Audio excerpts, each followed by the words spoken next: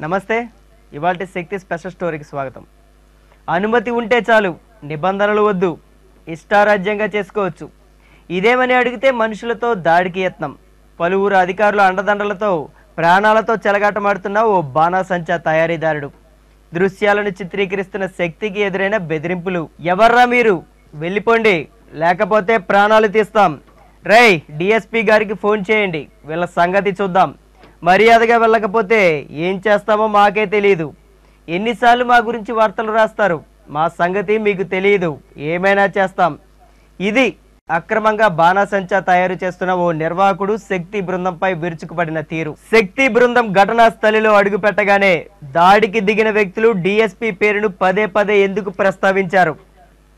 గత 3 రోజులుగా బాణాసంచా అక్రమ తయారీపై కథనాలను శక్తి వెలుగులోకి తెస్తున్న మిన్నకుండిపోయిన నిర్వాహకులు ఈ ఘటనతో పోలీస్ స్టేషన్కు చేరుకొని శక్తిపై అక్రమ ఫిర్యాదు చేయడం వెనక ఎవరి ప్రోద్బలం ఉంది? గొడవ జరిగిన 10 నిమిషాల్లోనే శక్తి తాడేపల్లిగూడెం రూరల్ పోలీస్ స్టేషన్కు వెళ్ళింది.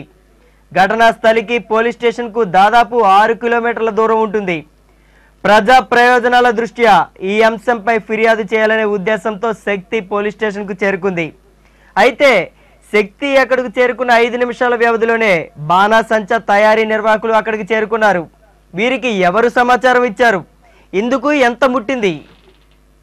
మీడియాకు రహస్యాలను వెలికితీసే హక్కు లేదంటూ డిఎస్పీ, ఎస్ఐ ఇద్దరూ షరతులు విధించారు. ఈ వ్యాపారికి ఇద్దరు అధికారులు ఎందుకు వత్తాసు పలుకుతున్నారు? అసలు ఇంత పెద్ద మొత్తంలో బాణాసంచా అక్రమంగా తయారు చేస్తున్నారని, నిబంధనలు పాటించడం లేదని సాక్ష్యాలతో కథనాన్ని ప్రచురించిన అధికారుల్లో చలనం లేకపోగా తిరిగి శక్తినే బెదిరించడం వెనక ఆంతర్యమేమిటి? స్థానిక రాజకీయ నేత అండదండలతో పోలీసులు అక్రమానికి మద్దతు ఇవ్వడానికి ఎంత మొత్తంలో అమ్యామ్యాలు చేతులు మారాయి? తొలుత శక్తి డిఎస్పీకి ఫోన్లో ఫిర్యాదు చేసినప్పుడు ఘటనా స్థలికి పోలీసులకు పంపించకుండా, ఏం జరిగిందో తెలుసుకోవడానికి కనీసం ప్రయత్నించకుండా పోలీస్ స్టేషన్కు వెళ్లాలని సూచించడం, తీరా వెళ్లి ఫిర్యాదు చేసిన తర్వాత ఏకపక్షంగా నిర్వాహకులకు మద్దతు ఇవ్వడం వెనక మర్మం ఏమిటి?